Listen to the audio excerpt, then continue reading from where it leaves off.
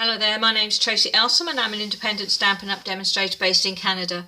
Today's project is one that could be very useful at this time of year when we're giving and receiving bottles of wine and chocolates and that kind of thing. So I'm going to make a tag to go over the neck of this lovely wine bottle, and including some of my favourite chocolates, the York Peppermint Patties. So what I'm going to start with is a very old scoreboard. I'm hoping that using this one you'll be able to see the scoring that I am doing. I have a sheet here. This is a diagram that I will put on my blog, and it shows all the score marks that you need to do, the pieces that you need to cut out, and the dashed lines are the score lines. So hopefully with this video and with that information on my blog you should be able to follow along. So my base is actually 7 inches by 8 inches, and with the long side of the card at the top I'm going to start by scoring it at 2 3/4, and I'm going to go all the way to the bottom. Then again I'm going to score it at 3 3/4 all the way to the bottom,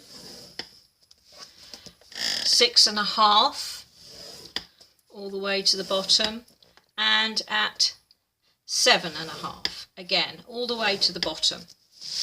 Then turning the card round to the left so that the very narrow strip is at the top, I am going to score it at 2 3/4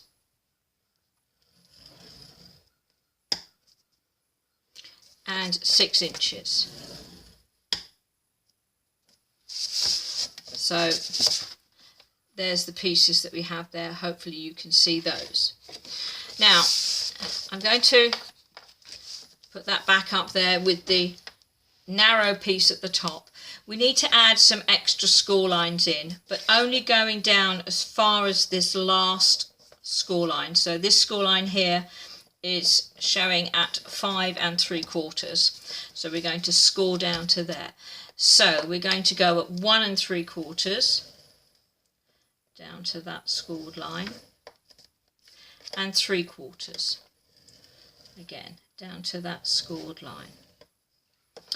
And another mark that I will need, is easier to do it from here, is I need a mark roughly in the centre of this big square here. I need a mark that is a 1/2 inch in, so at 6 1/2 inches.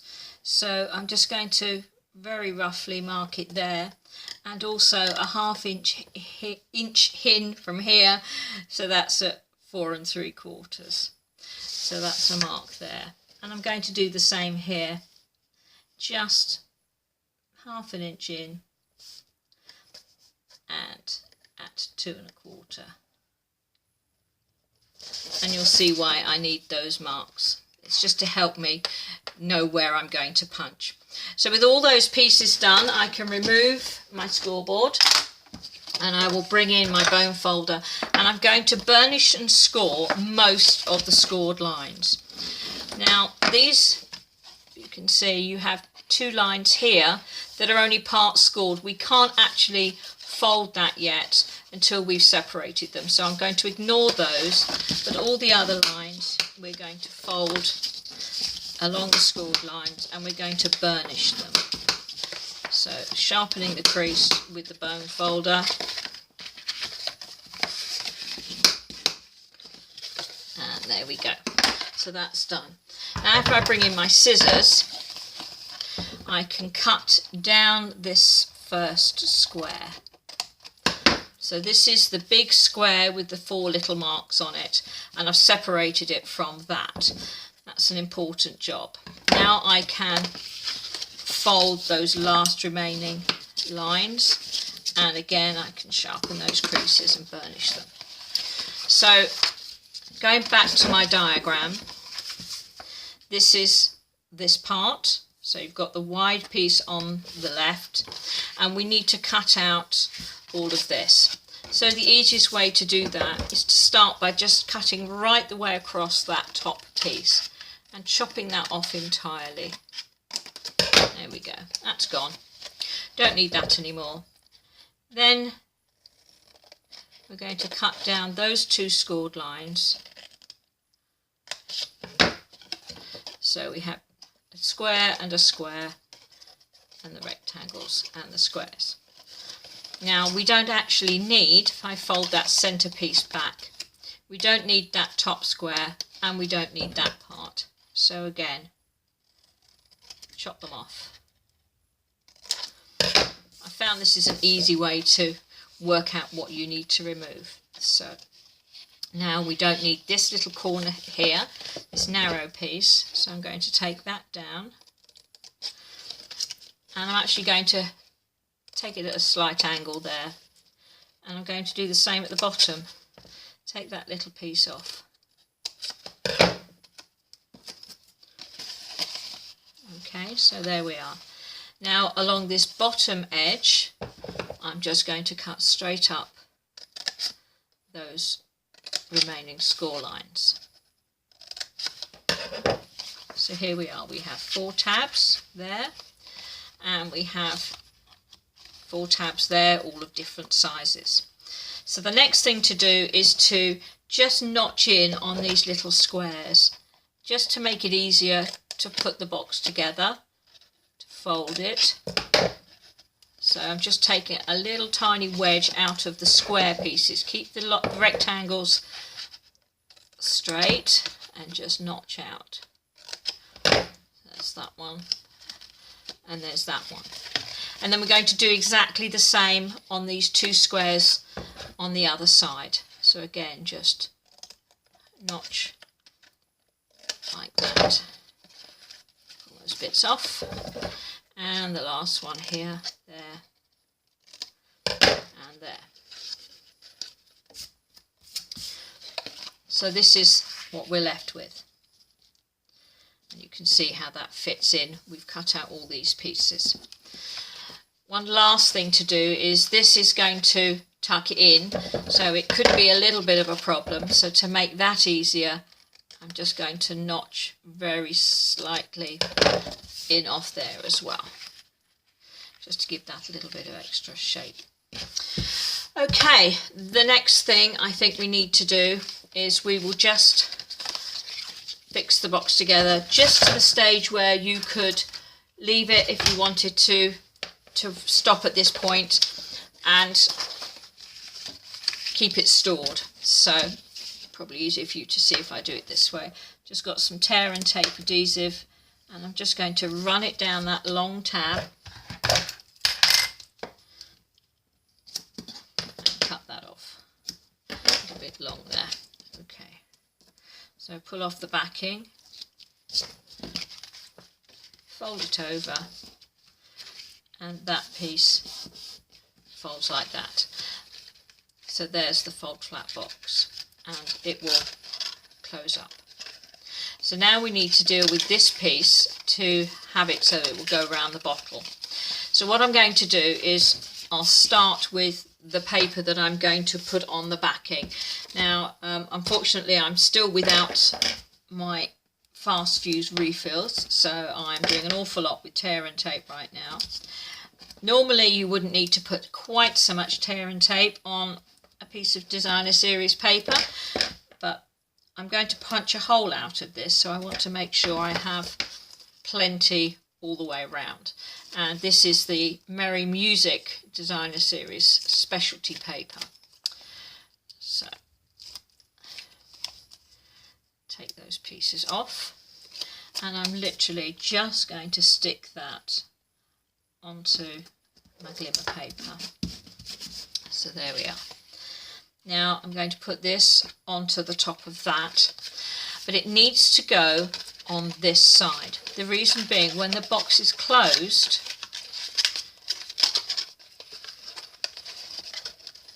and get it in there, this is why you need to tap that little piece off. When the box is closed, this is going to be the front, so I'm going to stick that on there like that, but I can still see my little marks on the back.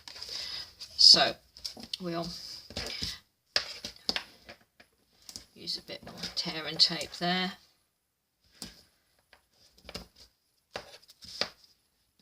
I love this stuff. You can just tear it, which is brilliant. Okay.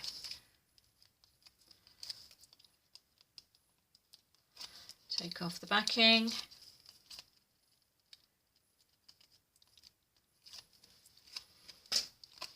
And just place that in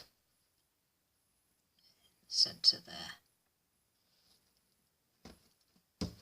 There we go. Okay, let's open that up just to make it a little bit easier for you to see what I've done.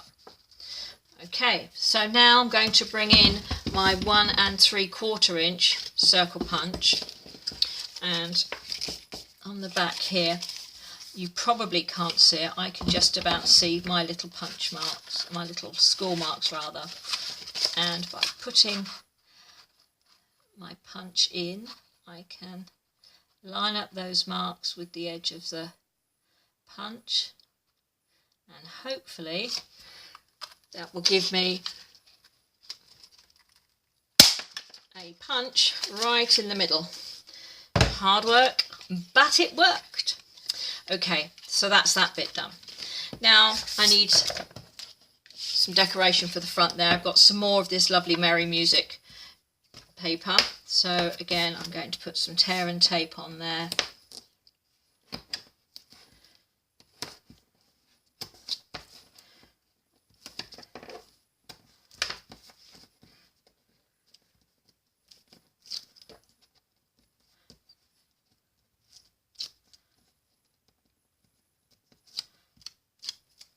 Like that. Put that in the centre. And that is going to go on the front of there. I'm going to use Stampin' Dimensionals for that, I think. So just pull off a few Stampin' Dimensionals. And I'm going to put one in the middle. I wouldn't normally on a piece this small, but because I'm going to put something else on the top of it, I want to make sure that it stays firm in the centre. So this piece then sits on top of that. So it looks as if you're actually putting it on the back of the box, but don't forget this actually folds round, so that becomes the front. So it's a little bit odd, but there you go. Okay, so now I have a piece of Whisper White card. This is 1.5 inches by 2 3/4, and I'm going to stamp it with Sentiment from Christmas Quilt, and I'm going to use Tuxedo black ink for that. Stamp that down, and then I have another piece of glimmer paper. That one is 1 3/4 by 3 inches. All the dimensions of all the pieces that I use you'll find on my blog, as well as that diagram for how to build the box itself. Take off those pieces, stick it on there like that. There we go. A few more Stampin' Dimensionals on the back. Now, because I want this piece to stick over slightly, I need to make sure that my Stampin' Dimensionals don't go any further than about halfway. So I'm going to put a couple more just there like that.